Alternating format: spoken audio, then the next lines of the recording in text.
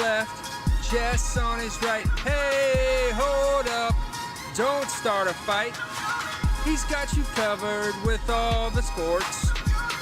Don't fret, he's wearing shorts. It's time for Waking Jake in the morning, Waking Jake at night.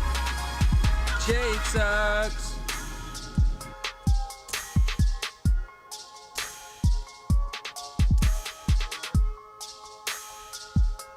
Good morning, Bakers.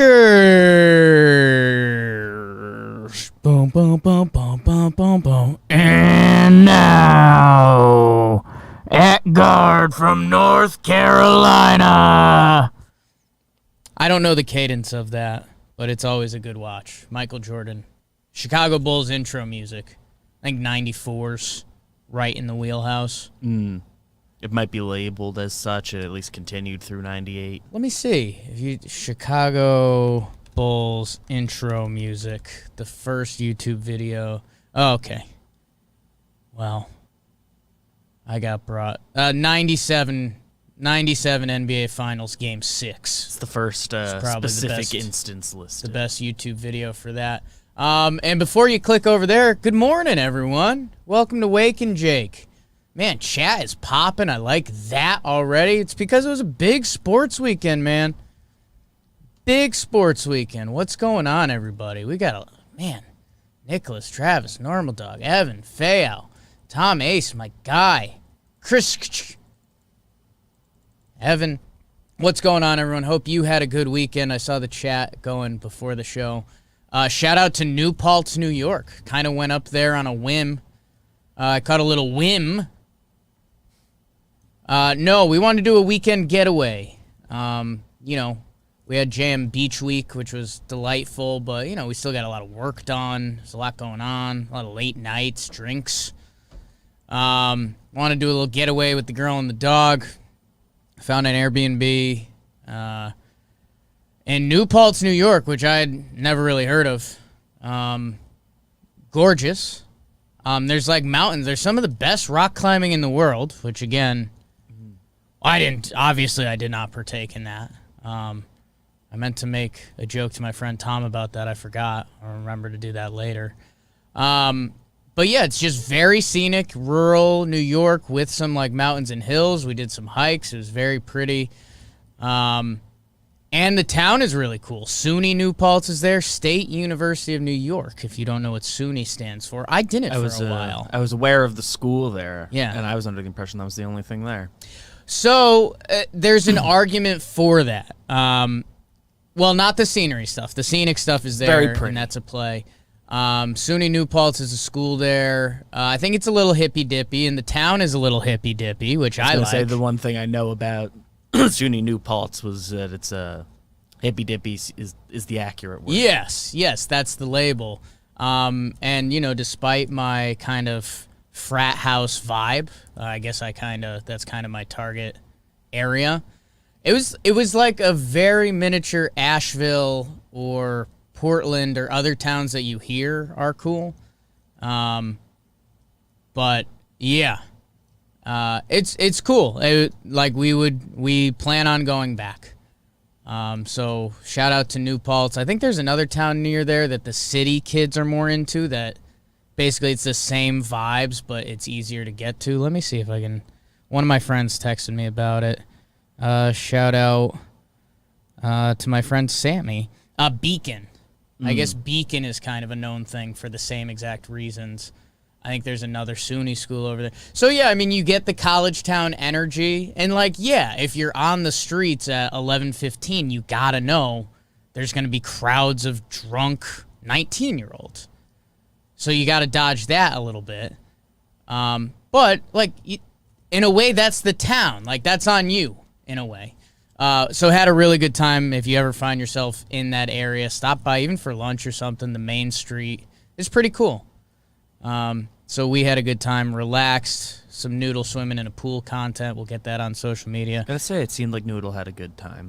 Noodle had a blast. We don't put him off leash much. City. And he hasn't been trained for that. Your dogs kind of need to.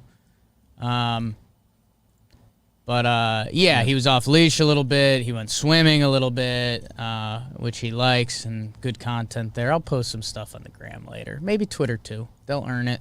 Guys, we got to talk some sports. That was producer extraordinaire BBD.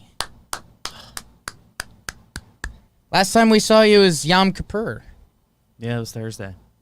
How'd that wind down? Is the end fun? Is it supposed to, the final meal? I treated myself. Okay. I got one of the big chopped cheeses from the bodega around the corner. We were here for the Whammy, night. That's right. So I think chopped cheese to go? Yeah. Were you eating it on the road? No, I ate it here. We were here okay. all night. Okay. Yeah. Okay. Squoze it in before you guys ordered from the diner. Guys, do I say I'm happy Yom Kippur is past? That feels like a rude way to treat it. I'm sure. It's tough to say. Claps for PBD in the chat. Love that. NFL was pretty lit with the Yankees schedule. And driving back, I didn't get to get lost in red zone NFL. I fully watched Ravens Chiefs. That was fun. Watched the end of the 4 p.m.s. Caught some of the end of the 1 p.m.s. Man, football's in an interesting spot right now where it just seems like there's a lot of just dumb stuff that happens in football games. It's been the talk of the office. And I've been a little resistant because I don't know, our office obviously skews baseball at this point. We have people that live, breathe, and die by baseball. But, kicking, and this isn't a controversial take or anything, this has been said a lot, how important kicking is to football is almost insulting to football players. I know it's been a running gag for a while. Kickers aren't, clearly as athletic as everyone else. It's a skill, and it's, they are athletic, but they're athletic people. There's 300-pound men that run into each other for 2 hours just to have someone miss a 37-yard field goal, and that's the game. There's something a little weird about that.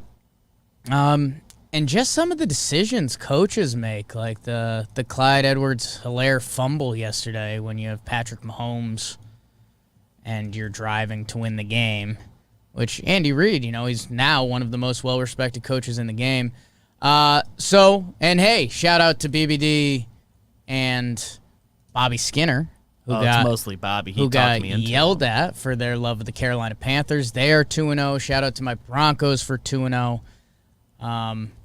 Man, made some money on that's football. Whoops. New York sports are so bad right now. Maybe we'll start there, and that'll lead into. Do we have an ad or anything? No. DraftKings was in Jersey for 10 minutes and placed as many bets as I could. Basically broke exactly even. I have one bet on the table tonight. I did Lions plus 12. If that wins, I won my 10 minutes in Jersey. If that doesn't hit, I'm $20 low. So, fairly low. Net risk. neutral for gambling is sometimes the win. And lose $20 cost of having a good time. That won't kill you. My guy Al. I've got Rodgers over 300 yards. Ooh, which I need for Monday Night Football. I also need him for bad game fantasy. Yeah. Al Atkinson, my guy in the chat, maybe summed it up best for early football. He said the Broncos are 2-0. I have to calm down about the Niners. And yeah, the football season is still young. We also get an extra game this year. I feel like that's known but not talked about. Everyone's oh yeah, and there's a 17th game. But teams aren't going to finish 9-7. Yeah, you're 9-8 or you're 10-7. There's not going to be an 8-8 team. I guess it can be 8-8-1, but there's not going to be the exactly 500 records. That's weird. So I guess even if you're 0-2, there's a little more hope, especially we haven't talked Giants, but, they're one game back. And I'm sure the stat is flying around today that 90% of teams that are 0-2 don't make the playoffs. I mean, I'm sure that if this format sticks, which I don't see it going back to 16 once they've got 17, I would assume that leaves more leeway. At least a little bit. You get one more fuck up a year. Or 10-win season's going to be kind of meaningless now. Maybe, can we end with a Wake and Jake Fantasy Football League update? Yeah. What's going on? Okay, so for the diehards, There will be about 14 people that are vested in that. I counted myself as 13, and then probably Someone just a else random is probably person that's really like, that's interested. cool. Let's hear about it. New York sports are a mess. Oh, something I wanted to say for the show. So the Giants, we haven't talked about this, the Thursday night game, because we record Wake and Jake Mondays and Thursdays for the most part. As brutal as a loss you can get, there was the drop touchdown pass. There was a missed field goal by the Washington football team for the Giants to win. They jumped off sides by about, a half second. Definitely jumped off sides. They have to re-kick it.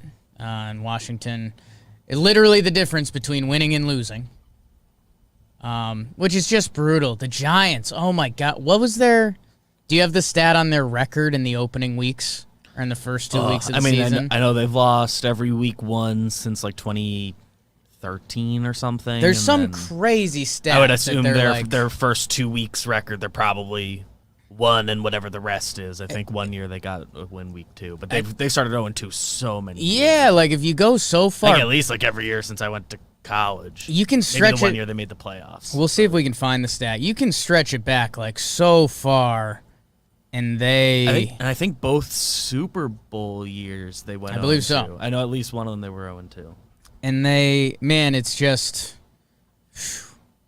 brutal. I mean, Groundhog's Day, especially you literally had a win in your grasp, and how big that would be for Daniel Jones and how big that would be in this division. Like, Giants fans could be dancing and talking about how they're tied for first right now. Instead, it's 0-2 again, same song, different chorus. Go check out Talking Giants if you want more of that. The Jets. So I wanted to save this for the show because I was driving back during part of the Sunday football slate. Man, so I missed the bad Zach Wilson pick. I saw all the tweets roll in, so I thought maybe I'd do that live. Because I know Zach Wilson was getting a lot of crap. And I heard it's about as bad as an interception as you can have. For you, that Giants are the last time, the year they made the playoffs, 2016 or whatever, they won the first 2 games. Every other year they've lost both of their first 2 games. They started 0-2 every year until 2012. They lost week 1, won week 2. Gotcha. So let's see if I can find the bad Zach Wilson pick. Okay, I think that's it. Okay, so I thought it was a little worse than that. Or maybe there is another one I'm missing. I don't know, Zach Wilson, and then he addresses the media and everything about, New York sports is like tumbling on itself right now as every sports team collapses. I don't know. I mean, I guess here's my thing for the Jets. Like, and it ties into Herbert from last year. Like, we talked about this with Bobby. Justin Herbert was amazing last year. Let me get his stats. And they were still a crappy team. Justin Herbert last year set, like, rookie records and...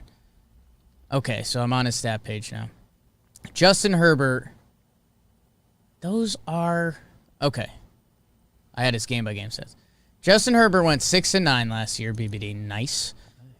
Completed 66.6% of his passes. Devil. 31 touchdowns and 10 picks. Like, that's a crazy season. All those like, ratios, very good. I think when you butter knife Justin Herbert against rookie quarterbacks, that's one of the best rookie quarterback seasons ever, and it has to do with the league changing and all of that, too. They went 6-9. The Chargers are a talented football team. The Jets are not. So Zach Wilson playing his first few games, I mean, I don't really know what Jets fans expected. At the same time, it does suck when people hide behind. I think Peyton's rookie year, he had a bunch of interceptions and they were bad, and it's like, well, he's kind of the exception, not the rule. Which like pointing to Tom Brady as like the late round pick example. Yeah, and like that's not. I guess kind of what Fayao said earlier with the Broncos being 2-0, steady Teddy Bridgewater. It's still way too early to make us. We're going to say so many different stuff about teams and players and stuff, but man, New York sports are so bad right now. And I'm rooting for Wilson and Saleh and them. Wilson and Saleh, those are two guys that are kind of tough to dislike. If you dislike Saleh, it's because he shows too much emotion. If you dislike Wilson, it's because he's cute. It's just like a carryover from Niners just stuff. Little baby cute. None of the Niners have really done anything. Which brings us to the baseball. I'll get in the standings. We were talking baseball in a little bit. We'll probably tie this off a little short. We got a late start today. It'd probably be a pretty good montage of me saying we got a late start today. The New York Yankees are currently out of the MLB playoffs, wild card standings. I believe they are two games back of the Boston Red Sox and the Toronto Blue Jays. Do they still have loss column stuff going on? No. So this is interesting. So Boston is 86-65. Toronto is 84-65. So in the loss column, they're the same, but Boston has 2 more wins. That's where I don't like getting the loss column this time of year is super important.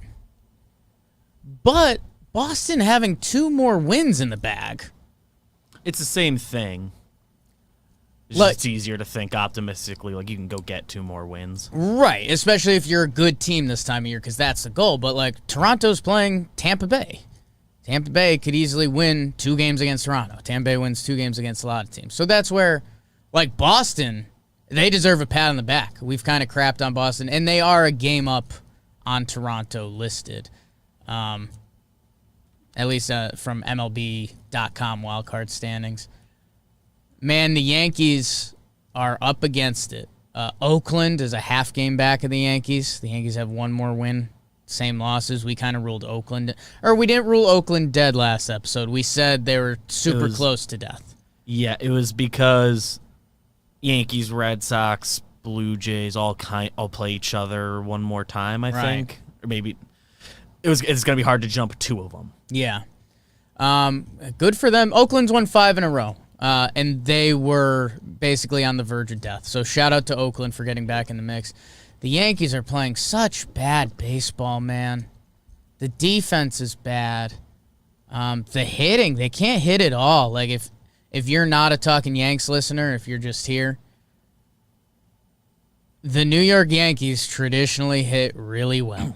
Really well. Bronx Bomber, short porch, all of it. Offense first teams. Babe Ruth. It kind of starts there. Historically. All the way A-Rod, Teixeira, those infields, Jeets, babe. Gehrig, DiMaggio. They're an offensively driven organization. Mariano Rivera, shout out. They don't hit. And they don't do well in their division, and they don't beat up on bad teams, which is just an absolute formula to not get it done. So they lose 2 out of 3 to the Cleveland Indians. What was it, 11-1, 11-3, something like that? 11-3 on Saturday, 11-1 yesterday. So they got embarrassed. At home. At home, at the stadium. They play 3 against Texas. And that's where, so we recorded Talking Yanks last night, and it was, not an excited one.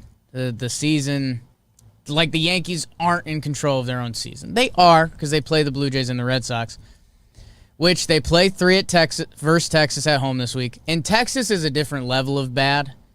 Mm-hmm. They've had the skull and crossbones next to their thing for a while. To tank my own argument, the Yankees lost to the Baltimore Orioles. I guess they won the series, but the Baltimore Orioles are 47-102. They're horrible. They're the worst team in the American League.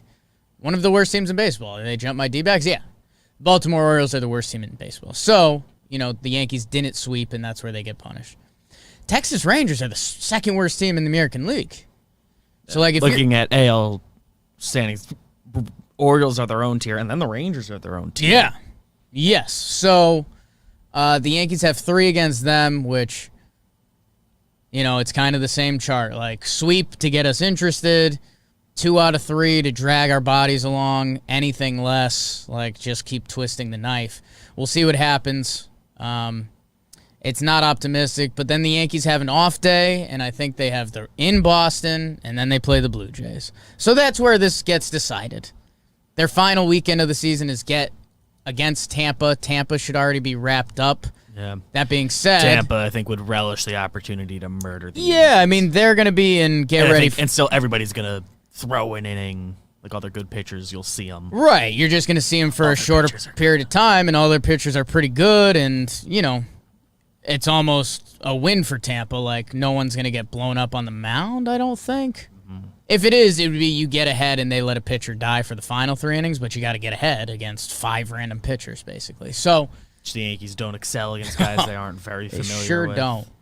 They sure don't. It's weird when we were going through it yesterday, and you like go through individually and like who's to blame. It's really only 2 guys massively underperforming. Right. I mean, I guess on the season, I guess you can toss some blame Gio's way, but it's just compared to the last 2 years, right? He's nowhere near that. But he's been battling injuries and stuff, and had to play a lot of shortstop, and you can shrug off Gio. Injuries and like where his numbers are at, they're not bad in what he's supposed to be on the team. It's not what the role he's supposed to be is fine. Sure, he's under I think Gallo was bad while they were good. I think that's the weird part and I still don't know the best way to phrase it. Like, almost everyone outside of Judge has slightly underachieved. Yeah, or at least Judge is the only one you can really say has like outperformed you can put expectations. Stanton in the mix, I guess. Stanton's close. He's I think as close as you can be. If you have the highest expectations of him, then he's at least meeting them. Like the slightest below average. You'd like his numbers to tick up just a little bit, but yeah, Judge overall. has done his thing. You can't complain about that at all. At all. Stanton, barely and no. If anything, it's Yankee complaints because he didn't play outfield for the first 2/3 of the year. He created a log jam. And now he's been playing it fine. He's played at least 4 out of 7 days. We kind of don't get mad at Rizzo. His numbers have been okay for the Yankees. He's just been like slightly underachieving. He had that crazy first week and hasn't like taken over a game, and the defense hasn't been noticeably like good.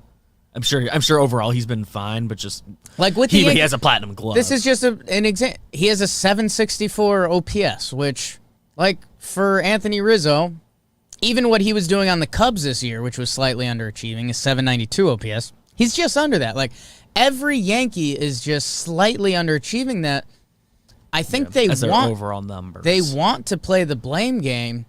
The only 2 guys you can really play it with are DJ LeMahieu and Gleyber Torres, who Voit was out all year. Now he's not playing. Never really got going. Right, like Voigt's only Injuries. played 66 games. Yeah. His first 30 games he played this year around injuries. Those were bad, but they were around pretty. Like serious his injuries. OPS plus is 113. Like that's pretty He's solid. His problem is tied to the Yankees. Like, it's really DJ and Gleyber.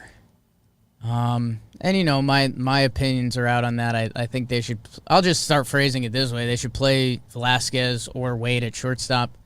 There's people that just can't wrap their head around. I know what Gleyber Torres can potentially do offensively, but it hasn't happened this year. It just hasn't.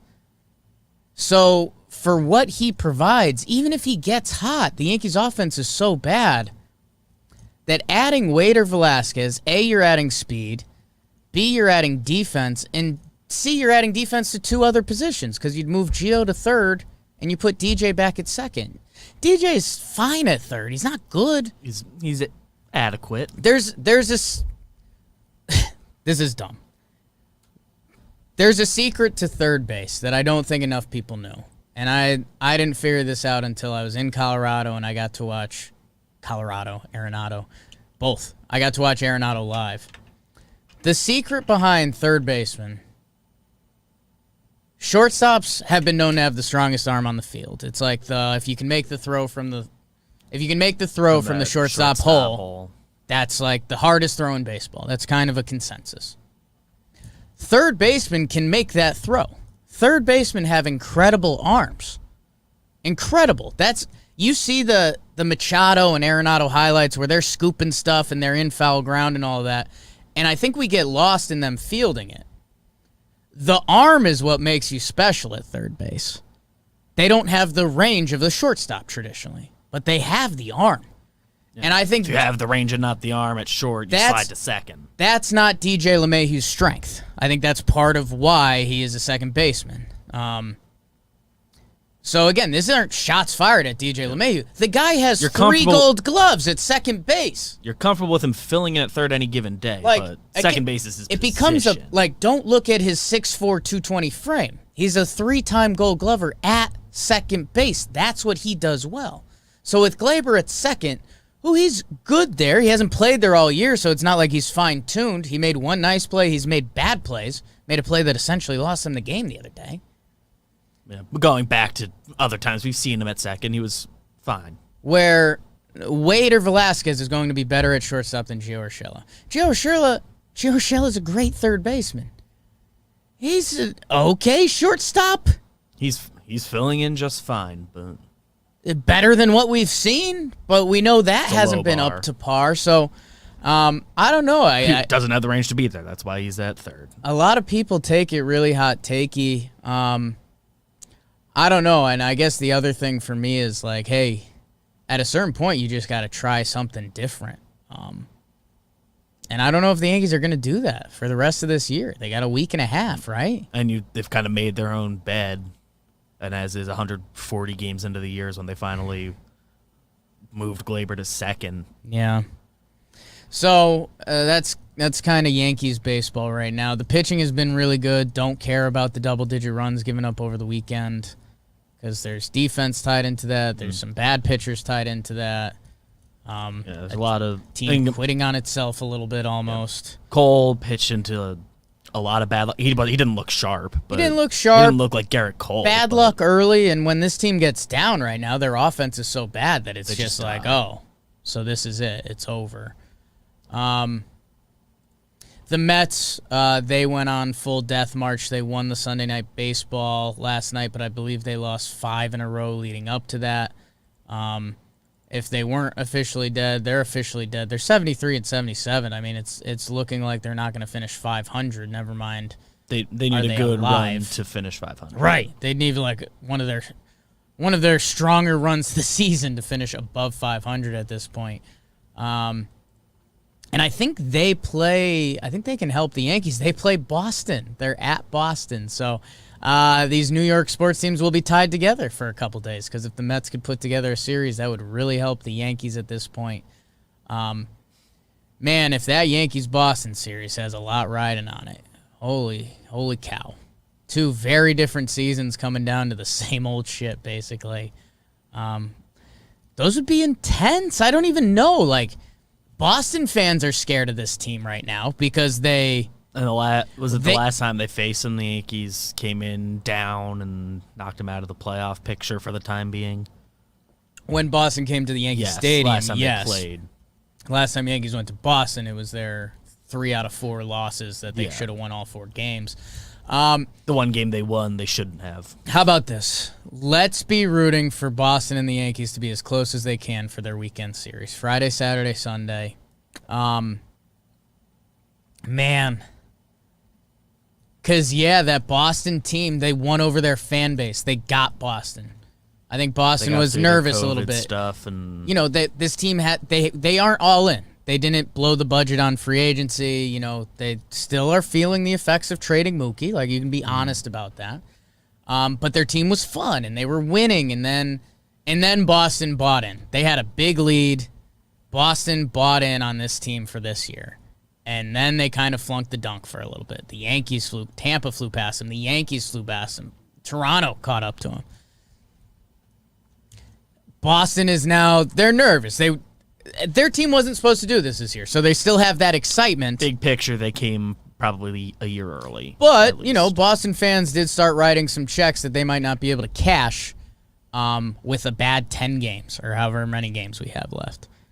So they're going to be nervous. Yankee fans, don't believe in this team, and they shouldn't. They can be officially dead. They can be officially dead.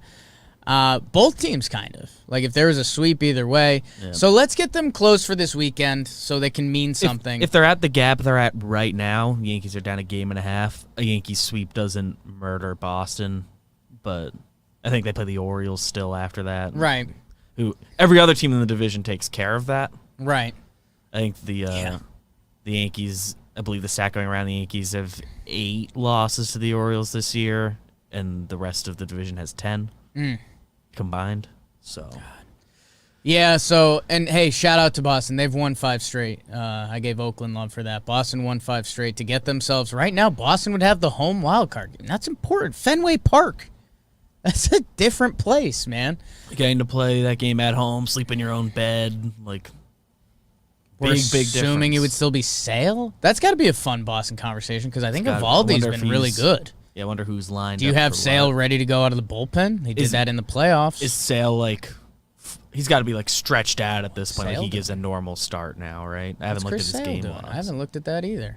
I would assume he's like stretched out and giving normal starts. If you need a short outing, Sale stats on the year: he's 4-0 with a 2.4 ERA. Disgusting. His last game, he threw 79. He's thrown up to 95 pitches, and he hasn't given up more than 2 earned runs in any starts. So they're probably giving Sale the pill. He's only gotten above 90 the once. No offense, I think Nate Evaldi's shoving, but you want to go down in the wild card game with Nate Evaldi or Chris Sale? And Evaldi had their World Series year. He had the key bullpen appearance as well. So I think either way, that's fair. You could play that card too. Either them, either role. But I think Evaldi. I would assume Red Sox fans are more comfortable with him, like starting your game 1 and hope for the best. And I guess man, that's a fun combo. We'll save that. Talking baseball. I wonder how it's lined up right now. And kind of start an important 2 weeks of baseball coming. Is it 2 weeks? Yeah. Yeah, 4 more series. 2 weeks, 10 to 12 games for a lot of teams. Yep. It's going to decide a lot. It's going to decide a lot how we feel about these baby Jays. Are they the up-and-coming team, or did they come up short again? The Red Sox, is this the start of something special, or did they come up short? The Yankees, is this like the death of the baby Bombers, or can they find anything? Yeah. I think back to Yankees a little bit. Sure. Ultimately, if they take care of business in those last 3 series, they're probably in. Yeah.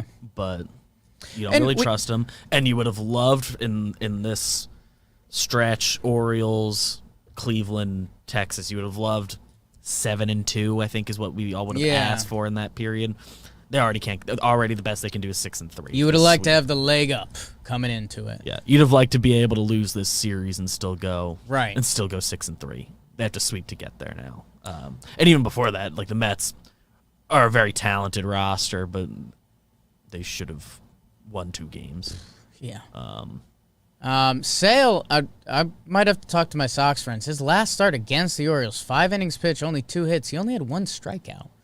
That doesn't feel like Chris Sale. So, hey, man, that's, again, okay, so I talked about the team aspect, how we viewed the Jays, Yanks, Sox in these next couple weeks. What'll decide it? It looks like they skipped him between starts as well. You wonder a couple starts, how does that change their wild card game, everything like that. So interested. That's the AL.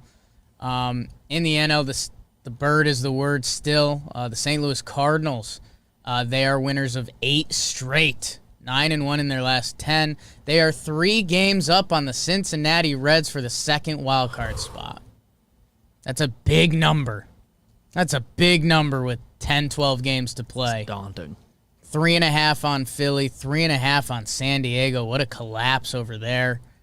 And St. Louis is playing at Milwaukee. So there will still be another wrench mixed in there. People are starting to pencil in the Cardinals. I was saying how they didn't have a hot streak, and now they officially have.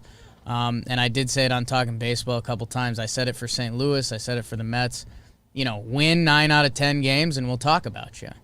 And the Cardinals have. They've won, looks like 8 in a row and 10 of 11. Good for them. We'll see if they can ride it out. Again, Milwaukee coming up.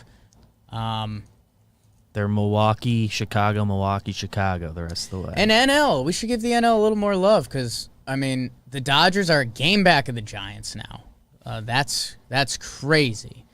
That's going to come down to the final weekend of the season. Still had COVID. That's what the missed start was. Right.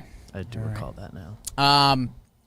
The NL East is a race. I should give the Phillies love. They're 2 games back of the Braves, and they have a super easy schedule.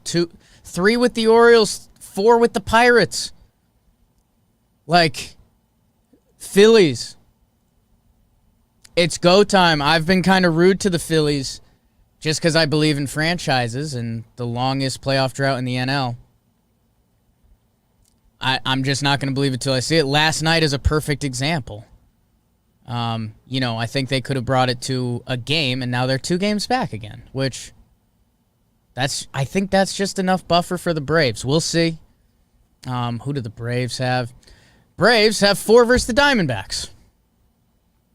So that's where the Phillies, and the bullpen's always been a weak point for them. Like, you have one of those blown games, and we could be sitting here Friday for talking baseball like the Braves are back up to 3 up. Now, the Braves and Phillies have a series left. That's actually a lot of fun. Those are going to be 3 games Tuesday, Wednesday, Thursday, a week from tomorrow. So that'll be really exciting. Baseball hot in the streets. If we can do Reds real quick, their end of the year. Pirates, Nats. Pirates to end the year, and there's a 2-gamer against the White Sox where it looks like they're avoiding their top 3 pitchers. And White Sox have punted for a while now. Yeah, in theory they'll probably Get in the be mix, a little Reds. intense. John Boy Media's Reds. So the Reds can get right back in it if they take care of business, which I think they generally do against bad teams. At least not in the second half. Okay. No teams are good anymore except the Dodgers, Giants. Yeah. Even the Rays. I think the Rays, when they play bad teams, they don't care. Yeah, I think they're in that boat. I think the Rays have just been incredible within the division. Everywhere else, they're kind of There's 2 teams that always beat the bad teams. It's the Giants and the Dodgers. That's it. And hey, shout out for baseball. They play 162. It's hard to keep up. Blah blah blah. The NL West is a game apart. That will be decided in a couple weeks. The NL wildcard is still open to discussion. The NL East. The AL wildcard.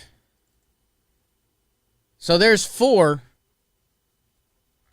franchise deciding moments that'll be happening in the next 2 weeks. So baseball's hot in the streets, talking baseball coming up. BBD, let's chew through some football. Some highs and lows. Love ESPN's opening page. Let's overreact NFL Week 2. Let's not.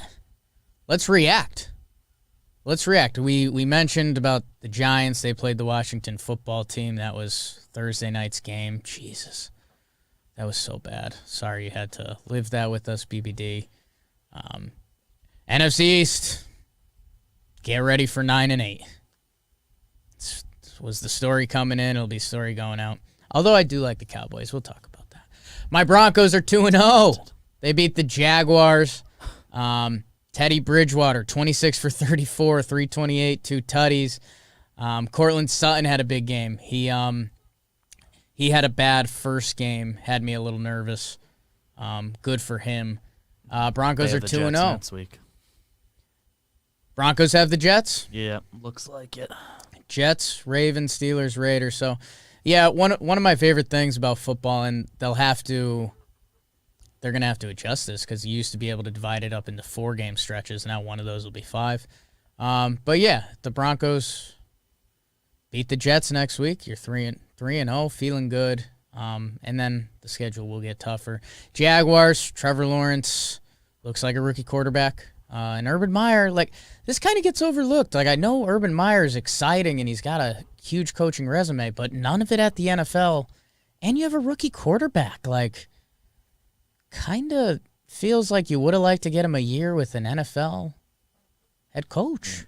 Do we know who's the? That's kind of hot takey 2 weeks in. Do we all? I'm gonna pull that back. Do we know who their offensive coordinator is? Because I can probably answer some questions. You'd like to think it's an NFL guy. You're on it. Darrell Bevel, 21-year NFL veteran. It's an NFL guy, so okay. You're getting some wise words there, but still. The Bears beat the Bengals at home. Bengals, I talked about them wanting to be sexy. Ha ha ha, you're so sexy. Seen some tweets like that. Bengals got shut out in the first half. And then they got back in the game. They were down 20-7 late, and they got back in the mix, but it was too late. Joe Burrow, 3 picks on 3 straight passes. Okay, there's your story. Can't do that. I think it got better in the second half. Yeah. But Browns beat the Texans 31-21. That game had a huge spread on it. People really like the Browns. I think Texans cover but lose. And Browns win 31-21. It's an NFL game. Baker Mayfield, 19 for 21. God, the NFL is in a weird spot right now. Rams beat the Colts. Trevor Plouffe, Matt Stafford is 2-0 with the Rams. They win on the road in the NFL against the Colts, who dropped to 0-2. I think Wentz left that game with an injury. Cooper Kupp with a huge day. Good for him, man. Bills, I think they're one of the big storylines of the weekend. They beat the Dolphins 35-0. Tua has to leave the game due to some rib injuries. But this was in Miami. I think we even said on Thursday, like, be careful a little bit. Like, a lot of teams get tripped up in Miami. I think we think that because the good Patriot teams used to get tripped up in Miami. But 35-0. Miami was a team people like to earmark coming into the year. And this was big for the Bills because, they are a super talented team coming off a big year. That if they went to 0-2, I think people would be yelling frauds and blah, blah, blah. They blow out the Dolphins as, one of the most convincing ways you can to an NFL team. So good for them. Patriots beat the Jets 25-6. I feel like I've seen this game twice a year for the past 25 years. Zach Wilson, 4 picks. It's tough. It is what it is. Good for Mac Jones getting his first win, right? Patriots are 1-1, Jets are 0-2, and that's obvious. 49ers, Eagles. 49ers go to 2-0. Fayau's 49ers. Good for them. I mean, they won a road NFL game. We still don't know where we're at on the Eagles with Jalen Hurts. A lot of people were down on them to start the year. They kind of had a chance to be in this game, and what would we be saying about the 2-0 Eagles if they beat the Niners? They did not. And I mean, I think at one point the Niners were they up 17-3 at one point? And Eagles definitely scored 8 in the fourth quarter, so. Big time. I don't know. Good. Go Niners, go. I think me, Bobby, and BBD all had a little bit of regret. But again, they beat the Eagles and the Lions on the road. It's not regret. We all like them, think they're a good team. The Rams are 2-0. Happened to none of us pick them for a playoff spot preseason. I take it back. The NFC West is supposed to be 8-0, but the Seahawks blew their game. The NFC West is 7-1, with the Seahawks having an all-time just collapse yesterday. I want to give my Raiders some love. They beat the Steelers 26-17. I had the Raiders as a wild card team. A lot of people got mad at that. They are the reverse Giants. They started 2-0 last year. Wheels came off a little bit. Carr looks good, and I think the numbers support it, which people are getting excited about that. It's an impressive stat line. Yeah, 382, 2 touchdowns. They had the game-sealing touchdown, which was cool. Him and Gruden had a nice man-to-man junk hug. Big game for Ruggs. I'll have to get a picture of that. Panthers beat the Saints. BBD and Bobby's Panthers. And this is exactly what we said on the NFL preview episode. Good defense will always play, and the offense doing enough. Darnold with a really good stat line. McCaffrey is a one-man show, man. He's awesome. Christian McCaffrey's. I know you just know him as kind of the fantasy football top pick, but what he does on a game-to-game basis is amazing. Cardinals beat the Vikings in just an ugly game. This feels so Vikings. They had the field goal to win it. The radio announcer gets it wrong on the final kick. Kyler is putting up video game numbers. Both teams feel like they could have won this convincingly. Instead, it comes down to a kick at the end. And the Vikings miss it. Wide right, 37-yard field goal. Cardinals win 34-33. They're 2-0. NFC West. Vikings 0-2. This is what we said about the Packers before this season. That division can suck so easily. Buccaneers are 2-0 after they convincingly blow out the Falcons in what was a close game for a little bit, and then back-to-back defensive pick six on Matt Ryan sealed that one. Bucs win 48-25. So many offensive weapons. Gronk, 2-touchdown game. Like, the fact Brady and Gronk is still going on is absolute insanity.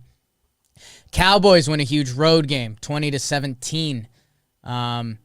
They win on a game-winning Zerline. I think it was a 50-something yard field goal. Dak versus Herbert. These are two like offenses that rack up stats and defenses with talent on it. Cowboys get a win they needed to not be crucified, because if the Cowboys are 0-2, you get the Giants treatment. Instead, they get kind of a nice win, and this is also, in a way, classic Chargers. You want to get excited about a Chargers team? You're at home. I believe there was a late pick in the end zone as well. You know, you have a chance to beat. The Cowboys are talented. I wouldn't say they're necessarily a good team, especially not yet. They could be this year, but NFC East. That's tough. The video game of the day, Seahawks-Titans. Seahawks with a big lead. They let the Titans back in, and it's not enough. I also think they had a missed extra point that would have put a lot of more pressure on the Titans. Seahawks at home, 12th man. Titans come back. Shout out to Mike Rabel, man. I think we almost know him too much as the Patriots linebacker, Mike Rabel, that he's been a really good coach. He's been a really good coach. A Titans team that doesn't have, like... When they first broke out, they were... Like, nobody expected it. And no, they've just like... kind of been good since Derrick then. Henry's awesome now, but, like, there's other good running backs. Yeah. He wasn't that yet. I mean, they've done all... last few years with Tannehill. Right. Like, there's some correlation, but also the fact he's been a part of that. They come back on the road against Seattle. Like, that might be one, when we're talking Titans, subscribe, review. Watch out for that. I skimmed over the Bucs pretty quickly because of the 2 pick sixes, and my guy B Skrills in the chat said Tampa Bay Buccaneers offensive is sick-witted 100-100 football. I agree. Mike Evans, Antonio Brown, Chris Godwin, Tom Brady, Gronk, Fournette. Like, I told BBD this the other day. I'm in an auction league, and I was kind of zoning out doing the draft on my phone. Yankees were on. I got all the Bucs receivers, and I started them all the other day, and they did good. It's like kind of a good formula. If one gets hurt, I'm like golden. It's kind of rude to say.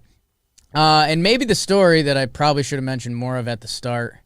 The Chiefs and the Ravens played the night game. Starts out with the Tyrann Mathieu pick 6. Collinsworth talking like this. And man, Mahomes wasn't full Mahomes show. It was kind of interesting by the Ravens. They pretty much said, besides the Travis Kelce play, which was a little wild because that's a big man that can run, they pretty much said, like, we're not going to give you the big play. Like, Tyreek Hill, they talked about a few times. He was doubled all night. They just weren't going to let him get beat them deep. And it kind of ended up working. I mean, it was a classic case of the Chiefs kind of... Man, they kind of go into low power mode. Like, they go into the yellow cell phone battery because they know how good they are. And they were up at one point... Let me see. What were they up? Gamecast. They were up 28-17, 35-24. And yeah, I just think they always felt comfortable that even when they make a couple screw ups, they were like, we're still going to do this. They were driving at the end and were probably going to, either kick the field goal or whatever, and then they hand it off to Edwards-Helaire. He has the horrible fumble. Ravens go for it on 4th down to seal the victory, which is always fun. A good game. I think if you're a Chiefs fan, you're not worried. I saw people trying to say, like, should the Chiefs be worried about their defense? I mean, a little bit. Like, I was trying to think of what would my Their, actual like, red zone numbers are bad, right? And I was That's, like, thinking what about the issue is. what's like the ESPN take on it. And I was thinking what's kind of a good take is like the classic, blank will take them however far they want to go. And in that aspect, it's kind of on the defense. Like, there's no questions about the offense. It is how many stops can the defense get. So that's something they can work at over time. It's kind of why Spagnuolo's a fit there. Like, if you think about the Giants teams that he had, they make big plays when you need it, which ties into playmakers and Tyrann Mathieu. And I think Frank Clark's on that defense and guys that can make plays. So they'll have to figure that out. But also, got some talented dudes. Also, if they don't hand it off to Clyde Edwards-Helaire, I think we're talking about how Kansas City won again and is never in doubt. That was a little bit of the football weekend. Anything you want to say, BBD? Nah. Yeah, defenses get better as the season goes on, generally. Yeah. So, if you're a Chiefs fan, I don't think you're worried. No, not at all. All right, Bakers. Awesome. Thank you. The chat's been popping off the whole time. Love me some chat. We'll do comment of the day quick. Peter, last episode says, BBD's hair even real at this point? Incredible. 10 likes, BBD. Wow. That's pretty huge. Johnny Sloan, this is BBD day. BBD saying the Cubs aren't an automatic win anymore made my day. Heart emoji. Playing some nice ball. Ian Happ. I mean, that's huge. That's really huge. Some Bake the Algorithm. Thank you, guys. Really appreciate it. We're up to 398 subs. I think next Let's up get there. we'll be at 4K. If you haven't sub, or make someone you know sub. Log on to your parents' YouTube and sub. I guess you don't have to do that. You probably have another Gmail account. You can just open this and sub. Yeah, might as well. Bake the algorithm. That's what we're doing. Bro of the night. I'll do a quick bro of the night, and I'll give it to Lamar Jackson. I talked about it on Thursday a little bit. His career win-loss record. And then he was 0-3 versus Mahomes if it got to 0-4. Think about that, man. If he lost to Patrick Mahomes and the Chiefs yesterday, a team that's like 1A, 1B for Super Bowl favorite, easily, and will be for the next 10 years. If he lost to them last night, he would be getting crucified. And he didn't, man. He has the play that seals the game, which if they don't get that, they lose. Like you're giving Mahomes the ball on the 40-yard line or whatever. They get that. His jump throw yesterday. That's awesome, man. That's like a throw. You're playing football in the pool with your buddies and you wish you could make that throw. Never mind. You throw it on guard and then you feel NFL field, jumping, people running into you, and you throw it over the top of the defense. That was crazy. Collinsworth was talking about how he makes his jukes look so easy that we don't, appreciate it. Man, it's a little dangerous with the ball because guys are just flying past him, and we saw, that's how Clyde Edwards-Helaire lost the ball. He jukes 5 guys just casually. And it's not on the outside in the open. It's in the line. He's going through the defensive line. It's lineman, linebacker, safety. He's awesome.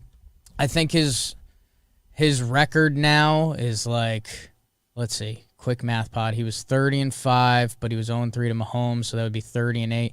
His record's something like 31-8 as a quarterback. Do you know how nuts that is? And sometimes we don't appreciate it. I know I did this speech a couple times last year. Lamar Jackson's awesome. Awesome. It's not traditional, but it's fucking awesome and it works. So who cares? So that's my pride. My pride. Talking Yanks. Bro of the night. What do you got, Peppers? Small shout out. Kyler Murray did cool stuff. Yeah. They win. Killed me in fantasy a little bit.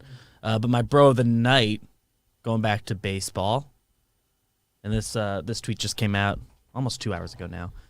It's going to Anthony Gose. Ooh. Is he pitching? He's pitching, and Cleveland just called him up. Nice, man. He last appeared in the major leagues as an outfielder in May of 2016.